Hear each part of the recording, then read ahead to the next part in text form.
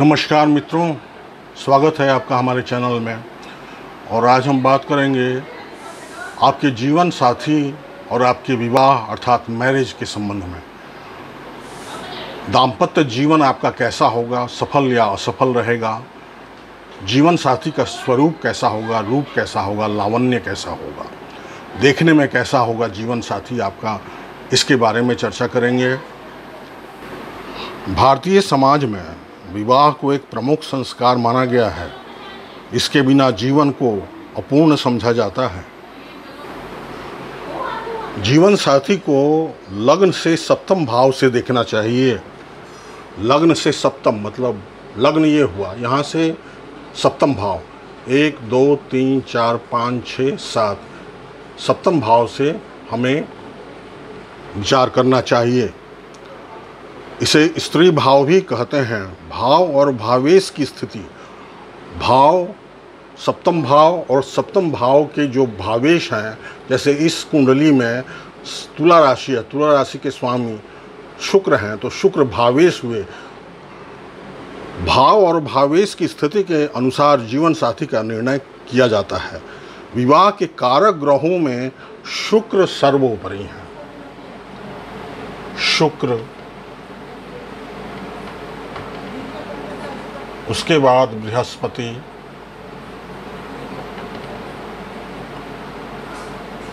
मंगल।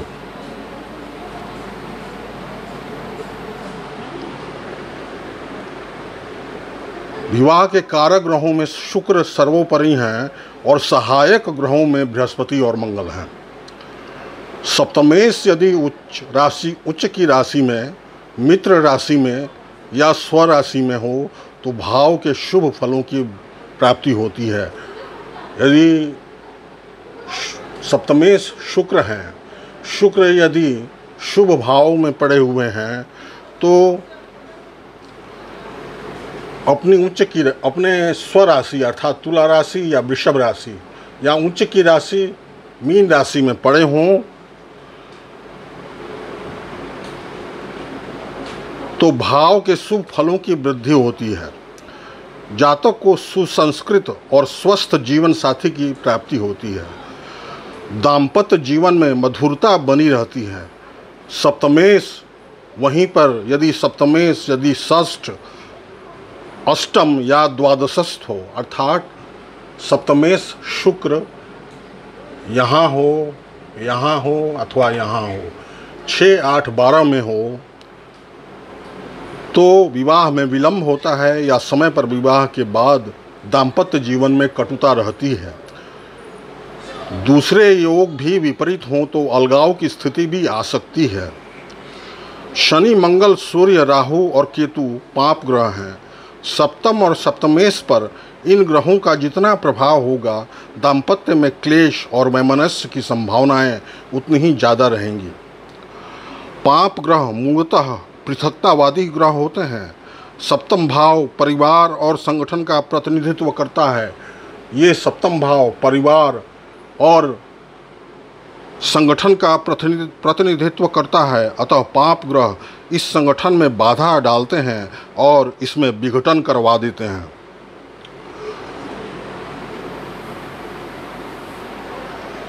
दाम्पत्य जीवन की सफलता या असफलता पर विचार करते समय मांगलिक दोष पर भी विचार करना चाहिए। मान्यता है कि लग्न चतुर्थ, सप्तम, अष्टम और द्वादश में लग्न से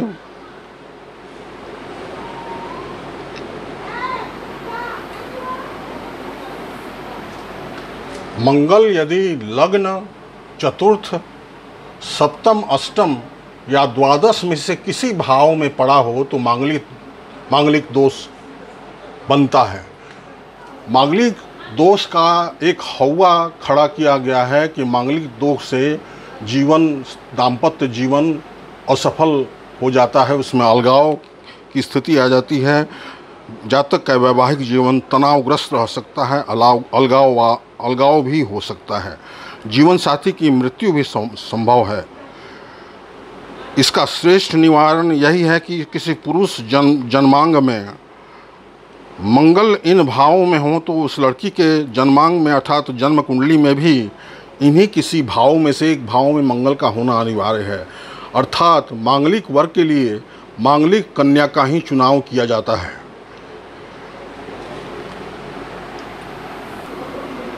केवल मंगल ही जीवन साथी के से संबंधों को बिगाड़ने में एकमात्र पाप ग्रह नहीं है, जैसा कि मांगलिक दोष के अंतर्गत आता है। मंगल सहित दूसरे सभी पाप ग्रह भी यदि सप्तम और सप्तमेश को प्रभावित करते हों तो भी मांगलिक सरीखा फल ही देते हैं। कुंडली में बृहस्पति के स्थिति को ध्यान देना बहुत आवश्यक है विवाह और दाम्पत्य जीवन के संबंध में। बृहस्पति की भूमिका शुक्र के समकक्ष ही है।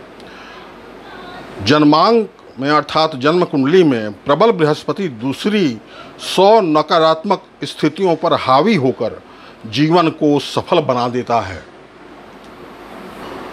मात्र मांगलिक दोष या सप्तम के पाप प्रभावित होने से ही दाम्पत्य जीवन के सफलता या असफलता पर विचार करना अतिशयोक्ति होगी। इसको हम एक उदाहरण से समझेंगे। प्रस्तुत उदाहरण में एक कुंडली दी गई है, मिथुन लग्न की कुंडली है। सप्तम भाव में धनु राशि है। धनु राशि के स्वामी गुरुदेव द्वादश भाव में राहु के साथ विराजमान है। सप्तम भाव का स्वामी गुरु न केवल 12वें स्थान में राहु के साथ विराजमान है, बल्कि सप्तम स्थान को यदि लग्न मान लें तो इससे हम देखेंगे तो भावम भावात नियम के मुताबिक 1 2 3 4 5 6 सप्तम भाव को लग्न मानते हैं तो गुरु सप्तम भाव से षष्ठ भाव में स्थित हैं। चंद्र लग्न से चंद्रमा जिस राशि में स्थित है यदि उसको लग्न माने तो इसके सप्तमेश अर्थात वृष राशि के स्वामी शुक्र लग्न से अष्टम भाव में है, अष्टमस्थ हैं, जिसे कि दाम्पत्य जीवन का कारकत्व भी प्राप्त है। अर्थात शुक्र को दाम्पत्य जीवन का कारकत्व प्राप्त है, यह हम जानते हैं। सप्तमेश गुरु राहु के पाप प्रभाव में है और कुटुंब का स्वामी, कुटुंब अर्थात द्वितीय भाव के स्वामी चंद्रमा केतु के साथ छठे भाव में है। सप्तम पर शुभ दृष्टि कोई भी नहीं पड़ रही है, कोई भी ऐसा योग नहीं है जो सप्तम को बल प्रदान करे। सप्तमेश बृहस्पति मृगशिरा नक्षत्र में है, जिसका कि स्वामी मंगल है। शुक्र श्रवण नक्षत्र में है, जो कि चंद्रमा का नक्षत्र है। ये दोनों ही नक्षत्र वैवाहिक जीवन के लिए शुभ नहीं है। इसी कारण जातक को अर्थात उस जातक को जिसकी ये कुंडली है, विवाह के तुरंत बाद अलगाव का सामना करना पड़ा। हालांकि इसमें यदि मांगलिक दोष के दृष्टिकोण से देखें तो मंगल दशम भाव में स्थित है, मांगलिक दोष नहीं है, अमांगलिक है। जातक मांगलिक नहीं होते हुए भी इसे अलगाव का सामना करना पड़ा।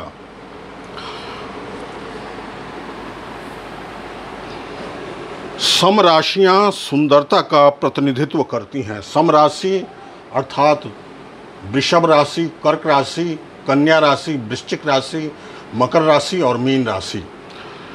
सप्तम भाव में यदि इन 6 राशियों में से कोई राशि हो तो यह सुंदरता का प्रतिनिधित्व करती हैं। शुक्र, चंद्रमा और मंगल सुंदरता देने वाले ग्रह हैं। जिस पुरुष के जन्म कुंडली के सप्तम भाव में समराशिगत शुभ ग्रह हों, समराशि यदि जलीय भी हो अर्थात जल तत्व की भी राशि हो, सप्तम में शुक्र, चंद्रमा जैसे ग्रह हों या इन ग्रहों से सप्तम या सप्तमेश प्रभावित हों तो रूप लावण्य से भरपूर और अति सुंदर स्त्री की प्राप्ति होती है। शुक्र का सम राशि में होना भी पत्नी या जीवन साथी की सुंदरता का प्रतीक होता है। यदि शुक्र इन 2, 4, 6, 8, 10 और 12 नंबर की राशियों में हो तो यह पत्नी या जीवन साथी की सुंदरता का प्रतीक है। जब सप्तम में जलीय राशि और जलीय ग्रह हों, सप्तम पर शनि, राहु जैसे ग्रहों का प्रभाव ना हो और न ही सप्तम में अग्नि तत्व की राशि हो। अग्नि तत्व की राशि एक राशि मेष राशि, सिंह राशि, धनु राशि, ये अग्नि तत्व की राशियां हैं। ये राशि ना हो तो भरे पूरे अंगों वाली गोल मटोल स्त्री जीवन संगनी के रूप में प्राप्त होती है।